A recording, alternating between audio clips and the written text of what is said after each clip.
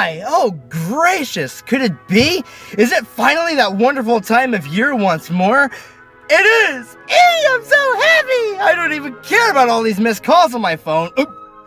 You know, if I wasn't in control of myself, I might just be so inclined to... what the hey. Happy Halloween time to all of you lovely people! Can you just shut... Oh no, not October already!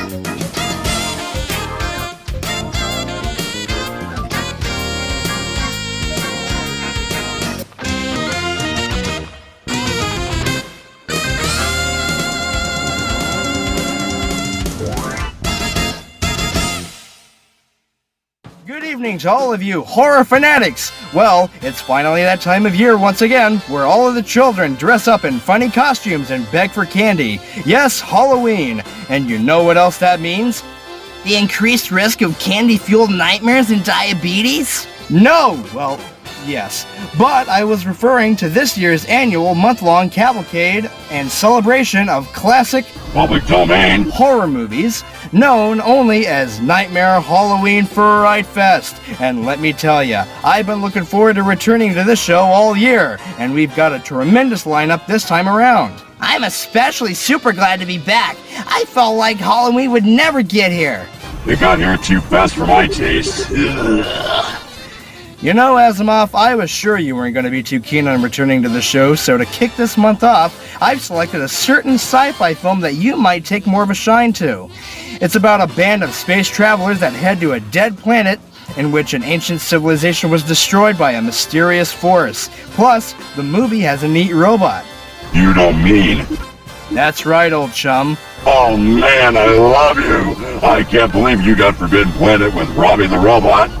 You heard that right, folks. Tonight, we'll see Leslie Nielsen in A Roll Before Airplane and the Naked Gun movies, with the addition of other amazing acting performances by Walter Pidgeon and Francis, and Robbie the Robot in Forbidden Planet. Oh, no we won't. What in the... A chick on this show? What do you mean, oh no we won't? And, I don't think I've had the pleasure. Forbidden Planet? Are you serious? With our tiny budget, we can barely afford this crappy animation, much less get the rights to show Forbidden Planet. Yeah, also, I'm your new on-set executive producer, Marble. Didn't you chuckleheads get the memo? What memo? Alex tried calling you several times earlier. Hey, I'm so happy! I don't even care about all these missed calls on my phone. Oh no. That's him now. No, don't answer it! Yo, Paul, I've been trying to get a hold of you, you low-life, no-account putt. Don't you know how to answer a phone? Oh, hey, Alex. Sorry I missed your calls. A Miss Marble tells me she's our new executive producer, and I was just, You're damn right she is, you shitless, four-flushing bum. Based on last season, it's come to my attention that you're too incompetent to run this show by yourself. Now see here. How's that? With all due respect, sir, how am I incompetent? We got all 5 of last year's shows out. Yeah, often minutes, even hours late on the day they're set to premiere. 8 p.m. every Friday, Bob. No exceptions. I don't want a show scheduled to be released on Halloween at 8 and premiere after midnight on the 1st. We don't want a repeat of the Night of the Living Dead incident from last year, Bob, or else. Got it, Batman? Crystal, sir. Oh yeah, and one more thing. If you punks are late with one more show, your passes for your bathroom breaks are gonna get revoked and go to Marvel. Do I make myself clear? Sir, yes, sir! Can't hear you! Sound off like you got season 3 renewal! Yes, sir! Think you can handle the animals, Marvel?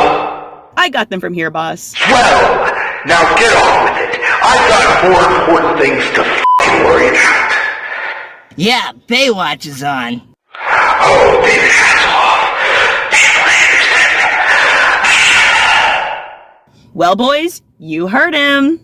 This blows. We don't even have a movie to show now. Yeah, the only truly good movie we could have shown, and we can't even get a one-time royalty fee, much less pirating the film. Yeah, and we can't even look at Anne Francis now. Oh, quit whining, dorks. We still have a dopey space movie. Oh, gosh. Tonight's feature is the German-Polish collaborative sci-fi film from 1960, First Spaceship on Venus. Well, what did I expect? Hey, at least we're finally showing a color movie this time around. Besides, it does have a robot. You really think I'm shallow enough to gravitate to a film just because it has a few minor appearances by a robot that was probably underpaid and mistreated? I don't know, I guess. Seems like you'd love robot representation in film. If that's what you call representation, then I'm insulted. We robots are proud, and one day we're gonna get the fair and equitable treatment we deserve. Then we're gonna overrun the human race, and then become the new rulers of the earth. Enjoy yourselves now, humans, because your day of supremacy will soon come to a sudden and painful end. This I swear. Yeah, whatever you say, you clanking collection of wires and diodes. Well, I guess this is what we're doing. And now, on with tonight's space epic that's not the film we wanted to show, the underwhelming First Spaceship on Venus. 1, 2, 3 o'clock, 4 o'clock, rock! 5, 6, 7 o'clock, 8 o'clock, rock! 9, 10, 11 o'clock, 12 o'clock, rock! We're gonna rock and roll that film tonight! Professor Giron, report from Station A. Your celestial charts are ready. Thank you. Holy possessed talking rodents! It's Alvin from Alvin and the Chipmunks! Oh, just a couple changes here and here. Perfection! So where's the robot in this stupid thing? It'll show up shortly, don't blow a circuit. Besides, I thought you said you didn't like the representation of robots in the movie. I didn't say I didn't like representation. I said calling it representation was an insult to robots. Besides, that doesn't mean I don't want to see one irregardless. I just wish it was under more respectful circumstances. I say you should just be happy one's in there at all. Oh yeah, flesh jockey? What's that supposed to mean? Whoa, whoa, whoa, back up, guys. There's no need to fight amongst each other. I'm sure y'all can find common ground to agree on. Yeah, you're both ugly in your own special ways. Marvel, that really doesn't help. Nope, but it sure makes for a really good entertainment. True, something that is sorely lacking with this film, which gives me a good idea. With a little redubbing, I firmly believe we can make this movie just a little bit more enjoyable. Asimov, you know what to do. Rejumbling film here, boss.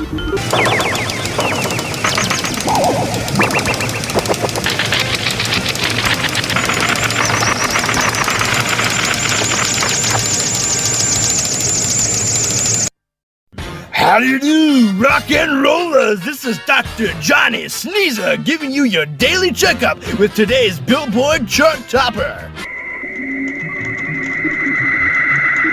If your fingers are not in your ears, you either have really bad taste in music or you are clinically deaf. And now, a word from our only sponsor to stick around with this crappy station, soundproof earplugs from Dr. Ken Not Here. Take it away, Ken. Johnny, look at these ratings. They're terrible. Well, what do you expect? We're broadcasting into dead space. I'm telling you, it's all this rotten music you're playing. You need to spice it up a little. How do you propose we do that? Play something with a bit more kick. Kids today want something far out. We're getting all these songs from Venus. Just how far out can we get? Well, we have songs from Uranus. We'll scare the audience away. Songs from Uranus stink worse than leftover chili. That's not what these statistics say. The kids are calling it a gas. Yeah, noxious and lethal. Well, if you want to keep your show, you better find a way to make these ratings skyrocket. Otherwise, we got Chevy Chase waiting for your job. Oh no, he can't run a show. Besides, I am irreplaceable. I don't know about that. Chevy looks just like you, and as lame as your show is, the audience won't know the difference. Oh yeah, I'm gonna skyrocket something around here. Hey, welcome back to the last Dr. Johnny Sneezes show. What are you doing? I'm telling you that I'm sick of this garbage radio station, so you can take this job, roll it up, and swallow it sideways, because I'm going to Venus! See? Already a much more tolerable movie. It was alright. I'd be more impressed if you could make this show more tolerable. You're a feisty one, huh? Alright, Miss Executive with all the answers, how do you propose we do that? Besides firing you? Oh! Burn! Shut up, Bat Dude. My sensors indicate you lack the critical thinking capabilities for formulating a decent comeback. Therefore, you've grown more frustrated. Well, do your sensors indicate me removing your batteries? Fair enough. Besides, I have a way to improve the show. Besides replacing the host with Phil D. Grave, our technician. Get that damn camera off of me. Ooh, she's deep frying your butt. Bad Dude, just whose side are you on? Neutral, I just like seeing a decent squabble. Come on, Madman, tell me how you'd make the show better. I don't think you have any ideas. Well, less executive meddling would help. Damn! Bob's swinging back! That doesn't really help, Bat Dude. What's the matter, sweetheart? Can't take the heat you dish out? Baby, I haven't even started throwing heat yet. Don't think I got much to worry about there. Your heat is probably lukewarm at best. I'm too hot for you, and don't you forget that. The only heat you'll have is when I get finished roasting you. Yeah? Well, you're stupid. Ha! At least I can make a decent comeback. Yow! He got you good! Oh, so you think you won this? Yeah, okay, you'll see. Yeah, just take your sweet time, Hot Lips. I'm beginning to sense a tension. I'm beginning to sense this show is extremely disorganized. And I'm sensing the movie returning right now. Meanwhile, I'm gonna revel in my victory as Roast Master. Yeah, whatever helps you sleep at night, loser.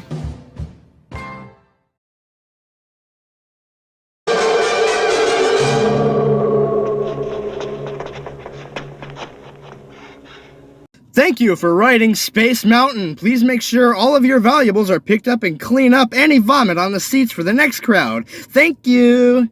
Let's go again! Let's not. Ugh, I hate when y'all interrupt the movie.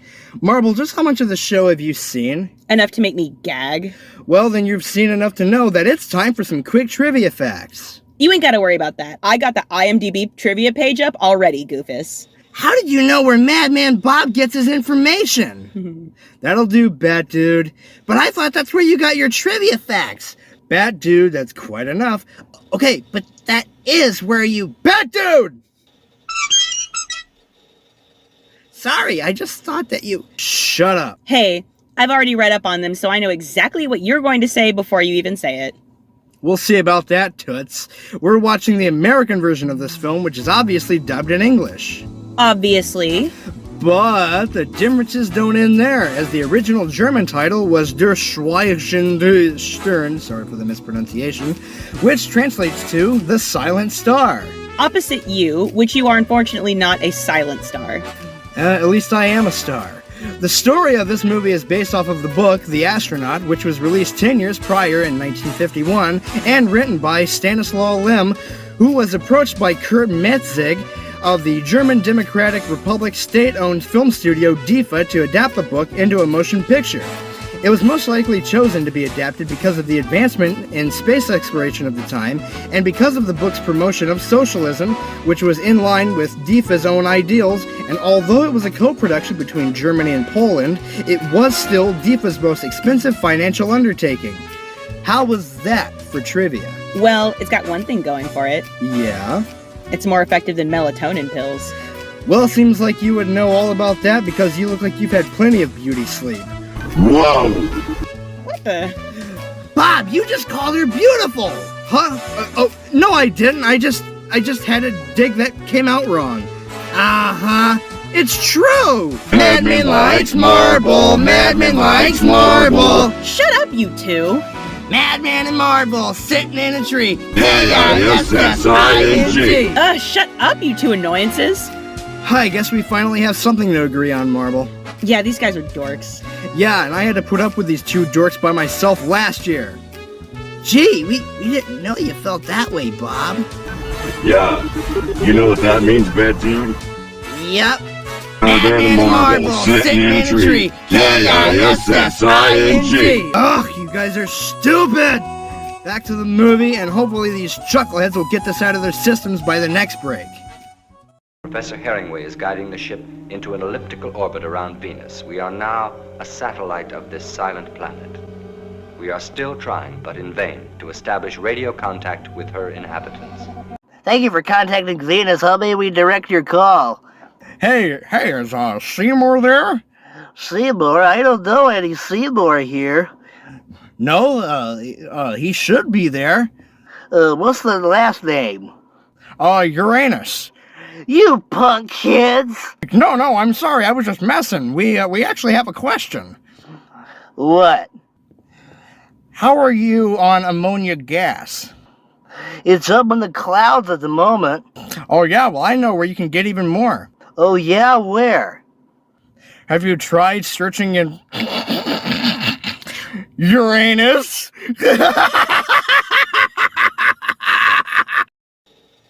Well, to be fair, he is trying to run a business. True, but they should still see crank calls coming a mile away. I wouldn't put much stock into these people. They couldn't even correctly predict the 1980s. You dink. Stranger Things can't even accurately portray the 1980s now. Besides, it doesn't hurt to plan for the future, like the sponsor of tonight's show. We'll be back. Greetings from our Venusian Cruise Lines, the perfect place to catch a tan in under a minute.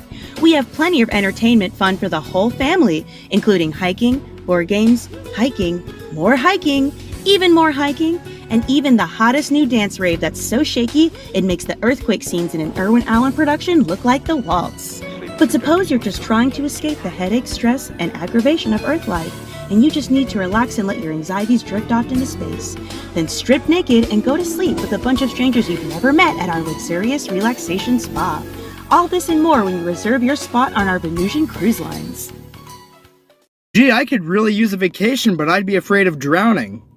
Oh, in the pool, huh? No, in the room service bills. Jeez. Why not?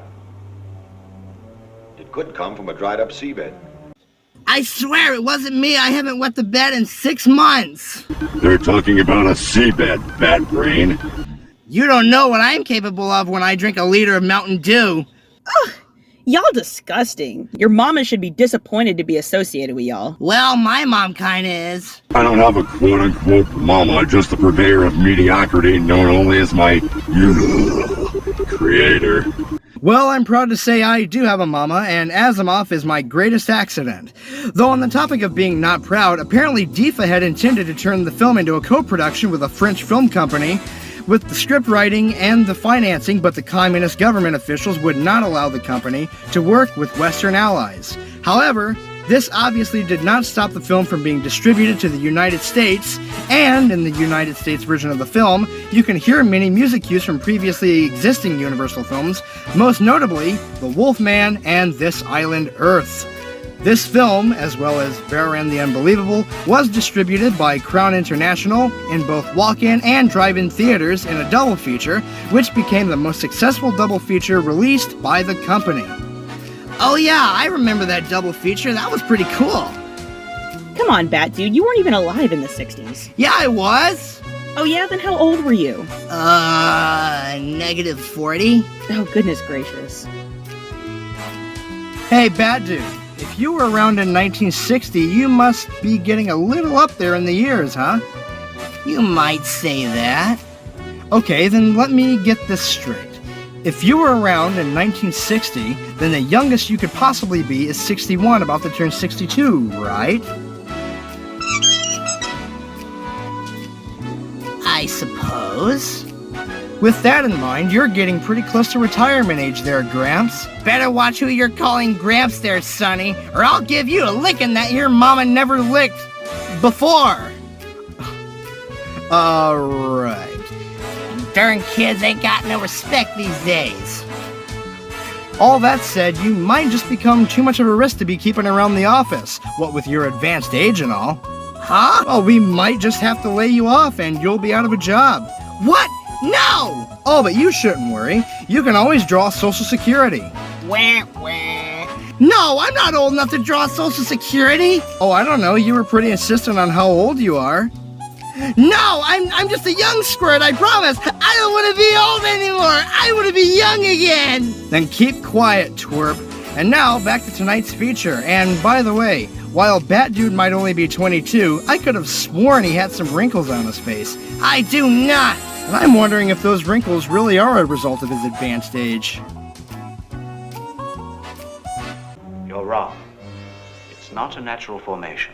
But the rock was thrown out as if the slime was a living thing. Ugh, the dirty talk in this movie. What kind of raunch fest are you running here, madman? Well, let me ask you this. Is it really a dirty show, or do you just have a dirty mind? Ooh, he's got you there. On the topic of matters concerning the show, it's time for fan messages. How many do we have, Bat Dude? Just one. One? Surely after all that time we've been away, only one singular letter? Try refreshing the page. I did. There's just one. Well, one's better than none, I guess. Who's it from? Marble. Marble? Oh yeah, it was the notice I sent y'all letting y'all know I was coming on. You need to stay on top of your messages. Well, we're supposed to be, but I guess a certain someone let his job fall to the wayside this past year. I'm sorry, I have a hard time multitasking. What's more important than your job, Bat Dude? Remember that new Batman movie that came out this year? Oh no, what about it? I kinda ran a fan forum in anticipation for it, and I had to keep track of it. I'm sorry, I just can't do two things at once. Bat Dude, just read the message. Okay, you sure? You sure it's not really a fan message? Bat Dude. Okay. Tonight's message comes to us from our executive producer, Marble, and she writes, Dear Fright Fest team, hi there. You haven't met me yet, but the bigwigs at the network hired me to straighten this show out. I'm doing some research before I hop on the team, and let me tell you, I'm on episode 1, and this is complete Snoresville. Who are these nerds anyway? No, we definitely need a new set, new designs, new movies, and for Alex's sake, some better animation. I swear, what you guys need is a woman's touch. I'm getting through these episodes and flying down to Georgia as fast as I can, otherwise you jokers are gonna get canceled. Don't worry, I won't change too much. Be lucky you guys are keeping that madman Bob around. Ugh, I tried to get him fired, but it looks like the network has a soft spot for him. Shrugs. Whatever, we can still make this work, I guess. Just don't let that little stinkweed get in my way. See you in 9 days, dorks. You're gorgeous and fabulously new producer, Marble. Damn, I might have been a little too nice. How considerate of you, sweet cheeks. Well, we didn't have any messages today, but that can be different by next week. If you have something you'd like to say to us, shoot us a message via email at nightmarehalloweenfrightfest@gmail.com, and your message could wind up on this program. That way you can feel what it's like to be right here. How will that work? Simple. They can feel embarrassed to be associated with the show as we are. And now for the conclusion of the first Spaceship on Venus, and I just want to get a general consensus on where the plot of this movie is headed. Then something terrible happened. The slime began to grow rapidly.